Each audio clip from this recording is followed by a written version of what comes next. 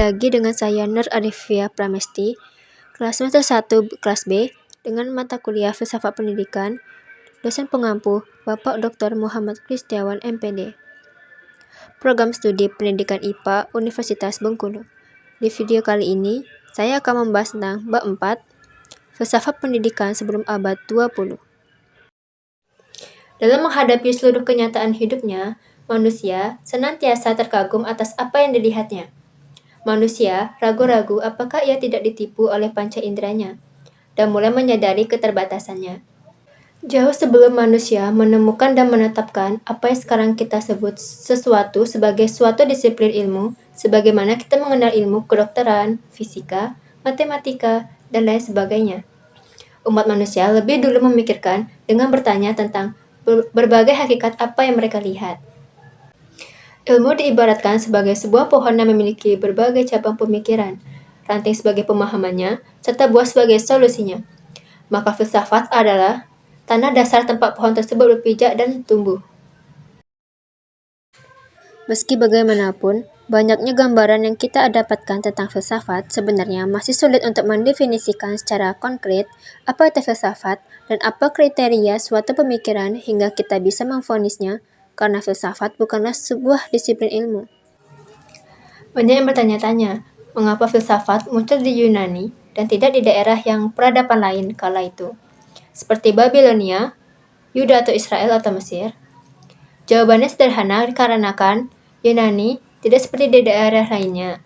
Tidak ada kasta pendeta, sehingga secara intelektual orang lebih bebas. Filsafat Yunani kembali muncul pada masa kejayaan Islam dinasti Abbasiyah sekitar awal abad 9 Masehi.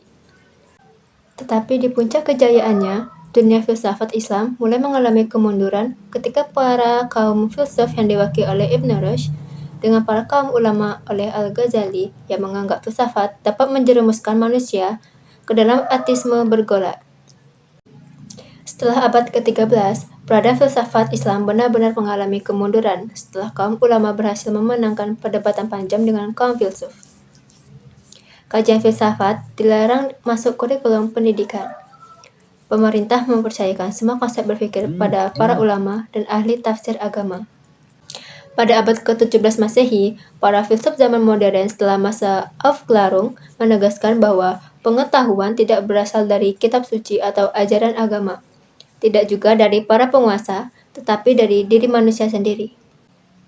Para filsuf modern yang tercatat dalam sejarah ialah Descartes, Karl Marx, Nietzsche, J.J. Rousseau, dan lain sebagainya. Filsafat pendidikan sebelum abad 20. Perkembangan filsafat umum. Filsafat Yunani sebagai filsafat tertua mulai ada sejak munculnya Thales sebagai bapak filsafat yang mengatakan bahwa intisari alam adalah air. Filsuf lain yang sezaman dengan Thales adalah Anaximenes, berpendapat bahwa dasar pertama atau intisari alam adalah udara, dan Pythagoras berpendapat dasar segala sesuatu adalah bilangan. Aliran filsafat ketiga filsuf ini disebut juga aliran materialisme. Filsafat Yunani yang berbeda dari pandangan materialisme dikemukakan oleh Plato, kemudian dilanjutkan oleh Aristoteles. Aliran filsafat yang mereka kembangkan adalah aliran idealisme. Menurut Plato, dunia pengalaman ini merupakan bayangan-bayangan dari dunia ide. Karya Aristoteles dapat digolongkan menjadi 4 golongan. Yang pertama logika, yang kedua fisika, yang ketiga metafisika, dan yang keempat pengetahuan praktis. Yang kedua, filsafat Hindu. Sudah ada sejak abad 10 sebelum Masehi. Filsafat Hindu tertuang dalam konsep Vedisme, Brahmanisme, dan Buddhisme. Vedisme adalah keseluruhan alam pikiran India yang merupakan filsafat dan agama. Vedisme berhubungan dengan konsep hidup bangsa Arya yang berpindah dari Iran ke tanah datar sungai Indus.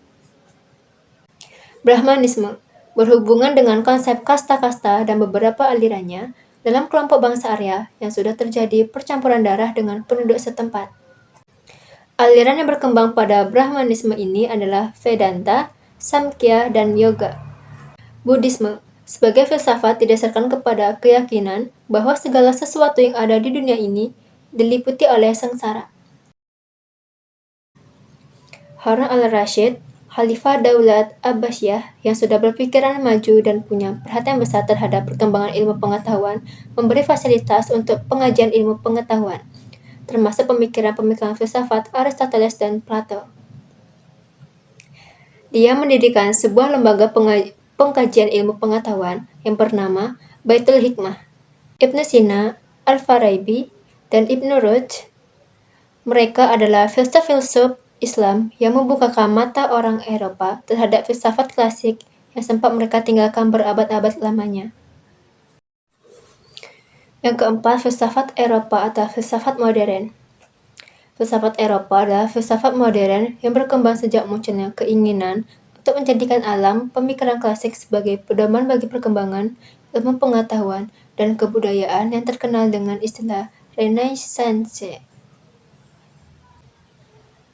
Pemikiran filsafat yang lain dalam perkembangan filsafat Eropa adalah aliran empirisme. Pemikiran ini didukung oleh Francis Bacon, Thomas Hobbes, John Locke, dan David Hume. Yang terkenal pula dengan filsafat kritisme yang mempersoalkan bahwa pada rasionalisme dan empirisme amat jelas bertentangan antara budi dan pengalaman yang diragukan, manakah yang menjadi sumber ilmu pengetahuan.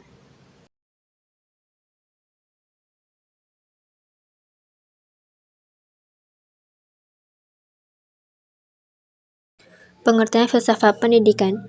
Filsafat pendidikan adalah pelaksanaan pandangan filsafat dan kaidah falsafah dalam bidang pendidikan yang mencerminkan satu segi dari segi pelaksanaan falsafah umum dan menitikberatkan kepada pelaksanaan prinsip-prinsip dan kepercayaan-kepercayaan yang menjadi dasar falsafah umum dalam menyelesaikan masalah-masalah pendidikan secara praktis. Tinjauan pemikiran permulaan filsafat pendidikan.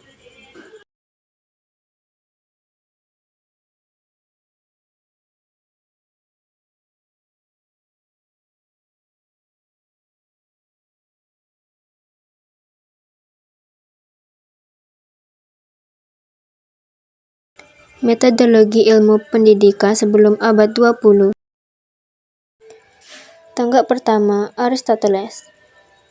Deduksi adalah pola pikir yang bertolak dari yang umum ke khusus, sedangkan induksi adalah pola berpikir kebalikan dari deduksi.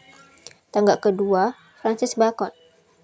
Jiwa rasional mempunyai 3 macam daya, yaitu pertama ingatan, 2 imajinasi, dan 3 pikiran.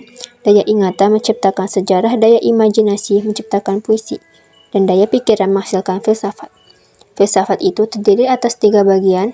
Pertama, filsafat tentang Tuhan atau teologi alam atau rasional. Kedua, filsafat tentang alam. Dan 3, filsafat tentang manusia. Tanggap ketiga, perkembangan abad ke-19. Mazhab-mazhab filsafat pendidikan. Pertama, mazhab filsafat pendidikan idealisme. Idealisme mengemukakan pandangan bahwa pengetahuan yang diperoleh melalui indera tidak pasti dan tidak lengkap, karena dunia hanya merupakan tiruan belaka. Mazhab pendidikan realisme merupakan filsafat yang memandang realitas secara dualista. Realisme juga mazhab yang berbeda dengan materialisme dan idealisme yang bersifat monistik. 3. Mazhab pendidikan materialisme. Materialisme memandang bahwa realita seluruhnya adalah materi dalam arti sempit. Materialisme adalah teori yang mengatakan bahwa semua bentuk dapat diterangkan menurut hukum yang mengatur materi dan gefal. Sekian video kali ini. Wassalamualaikum warahmatullahi wabarakatuh.